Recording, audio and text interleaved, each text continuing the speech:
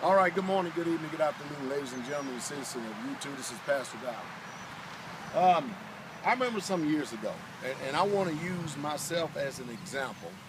Um, and when you use yourself as an example, it's proof positive um, that you believe what you say. You know, we have a lot of people out there that is giving a lot of advice, but you really truly can't tell that they believe what they say unless you can actually peer into their lives, unless you can actually look at them for an example to see if they really mean what they say.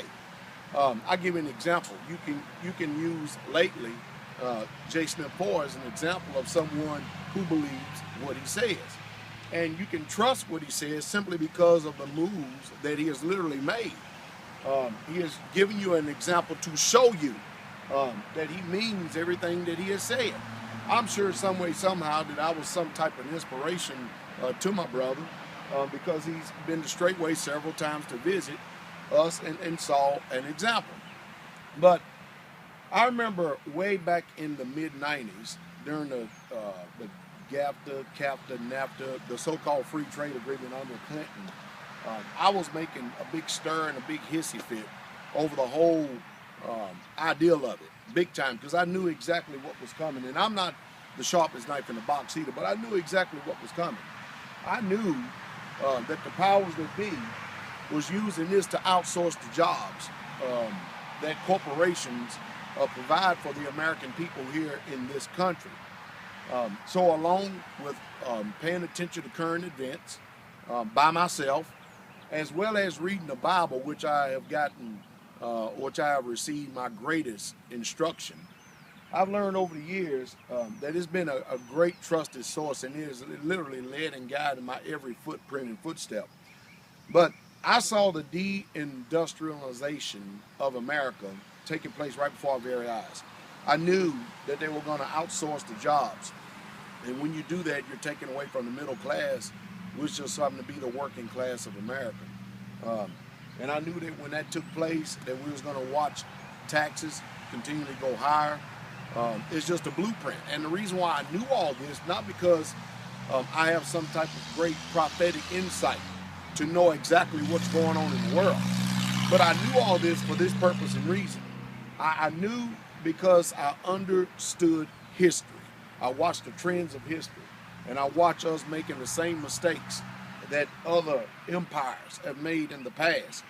And so I had two choices. Either I could have stuck my head in the sand, stuck it down in the ground, and refused to see the things that are taking place right before our very eyes, and I perish, my family perish, as well as the people who received me as their pastor would perish as well, because all of us would be destroyed simply because of lack of knowledge. Well, I didn't take that choice. I took the other choice of being proactive in actually doing something, and not only that, but showing people through my YouTube videos that I'm a man of my word and I believe what I say and say what I mean. I'm not concerned about the people out there who are ignorant and who are totally against me, because you know you're always going to have somebody that's envious or jealous towards you whenever you are being an example. I mean, let's just take a look at Jesus. This man was the greatest historical figure that ever lived. I believe him to be Yah on this earth, but the system put him to death, not because he did anybody wrong, simply because he told the truth. And that comes because of the fallen nature of man and what we're dealing with here in society today. But I'm sitting and watching a lot of these interviews of people who are in the know and understand what's going on. If you go back a few weeks ago, I made a video that I called Tree Shakers, something to that resemblance of a title. And what I was doing, I was telling you exactly what they're doing in the system right now. See, the system, meaning the government and the bankers, what they're doing is they're manipulating the currency right now in order to get a lot of people who would normally have confidence in the dollar out of it. And the way that they do that is they get the people who are holding positions in paper, especially the SLV and the GLD. They get them to lose confidence and get them to make a massive buyout, and that way it suppresses, at least it allegedly, it seems like it suppresses the metals market But in truth, what they're hoping to do is continue to keep propping up this dollar, which is on life support. Once you understand those fundamentals and you see what they're doing, you look at it the way that all the other countries who are functioning outside of the dollar does, as a buying opportunity. That's the reason why we look at it as a buying opportunity. You know, it's a blessing. Our actual government is actually giving us a blessing, even though they're wicked and corrupt as hell.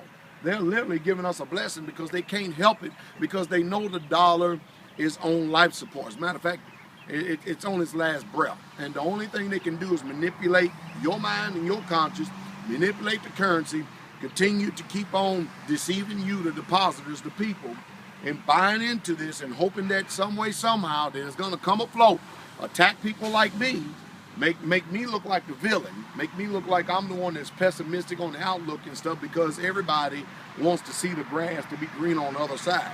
No more than I do. I do too. But the truth is, and the reality of it is that we are in a serious inflationary depression. Now, I'm going to tell you what's going to take place. Interest rates are going to rise. No doubt about it. They are going up higher. Not only is interest rate going higher, but we're going to continue to keep watching the eroding of the middle class. We're watching the rich get rich. We're watching the poor get poor in this so-called industrialized nation.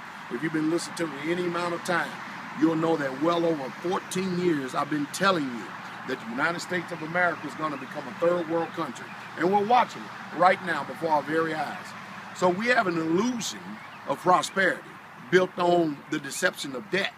And I'm hoping, and I really truly am hoping and praying, that number one, if you want to prosper in a particular society like this, if you want to prosper in this particular time frame, and you want your life to be better in the years to come, is that you would develop a heart, number one, of giving, and then number two, of sacrifice.